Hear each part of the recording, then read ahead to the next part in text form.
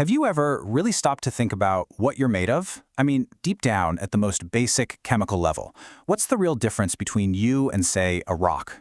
Well, the answer is in the incredible world of biomolecules, the actual literal building blocks of life itself. And that's exactly what we're going to break down today.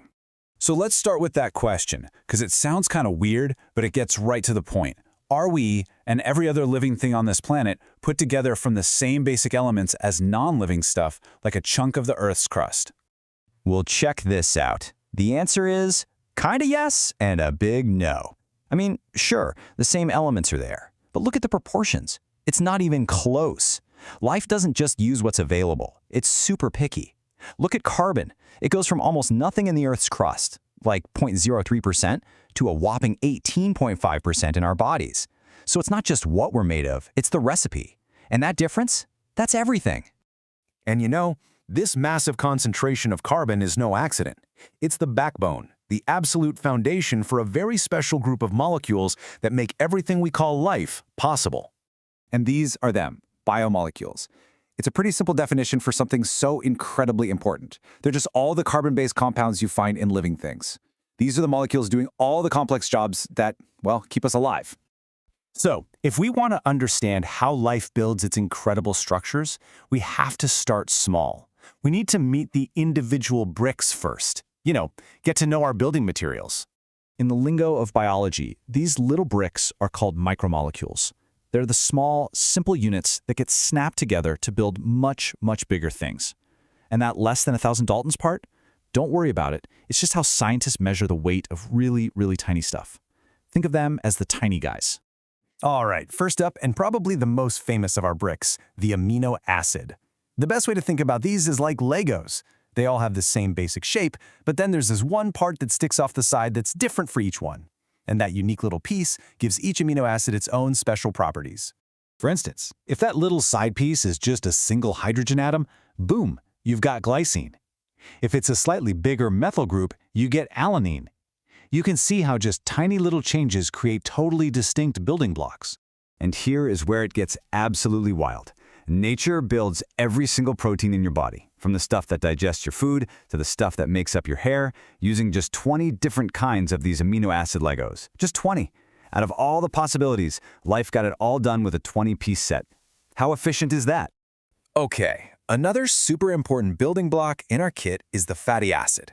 These are the foundation for bigger molecules called lipids, which you and I just call fats and oils. Basically, it's a long chain of carbon atoms with a specific group at one end.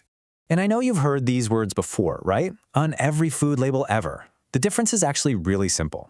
If that carbon chain is straight, it's saturated. Think butter. If the chain has some double bonds that put a kink in it, it's unsaturated. Think olive oil. That little kink is why one is solid and the other is liquid at room temperature. Now, to finish up our toolkit, we just need a couple more key players. We have simple sugars like glucose, that's our main fuel source, and then we have the nitrogenous bases. These are the famous A, T, C, G, and U, the actual letters that write out the code of our DNA and RNA. And with that, we've pretty much met all the basic parts. So we have our bricks, we've got our whole set of parts laid out on the floor. Now it's time to start building. This is where we go from simple little pieces to the incredible structures that make up a living thing.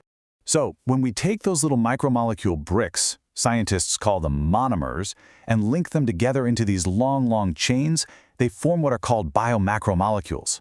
These chains are the polymers, and these are the giants of the cell, the proteins, the DNA. They're the ones doing all the heavy lifting. So just how much of this stuff is actually in our cells? Well, take a look. No surprise we're mostly water. But what's number two? Proteins, by a long shot, at 10 to 15%. That right there tells you just how ridiculously important they are. And because proteins are so dominant and can do so many things, we're going to zoom in on them. They are, without a doubt, the ultimate workhorses of the cell. The sheer variety of jobs they do is just staggering.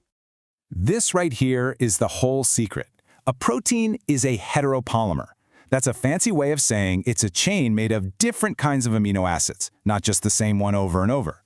And because the bricks are different, the chain can fold up into a very specific, very complicated 3D shape. And it's that final shape and that shape alone that decides what the protein's job is. In biology, form dictates function, always. And this amazing folding process happens in 4 distinct stages. First, you have the primary structure. That's just the order of the amino acids in the chain, like beads on a string.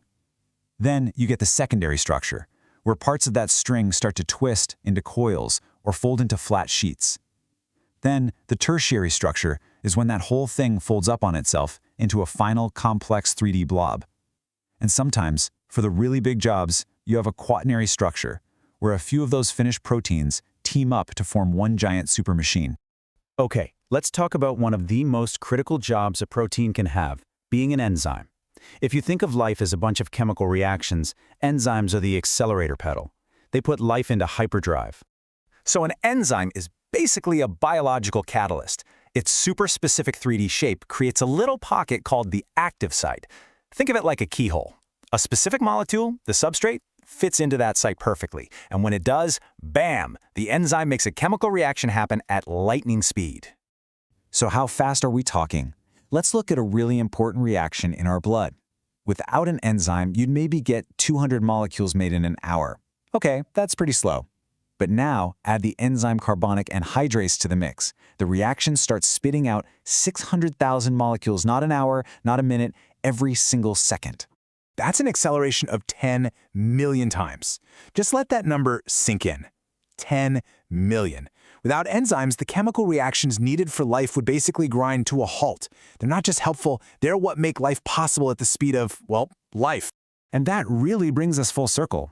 We've gone from simple elements you can find in dirt to these tiny molecular building blocks and all the way up to these incredibly intricate 3-dimensional machines. This amazing journey from simple to complex is the very foundation of everything that's alive. Which really leaves us with this one final, mind-bending thought. Everything we've looked at today, at every single level, is just chemistry. It's just atoms and molecules obeying the laws of physics. So the biggest question of all is still out there. How does this collection of simple, non-living parts organize itself to create the impossibly complex, dynamic, and beautiful symphony that we call life?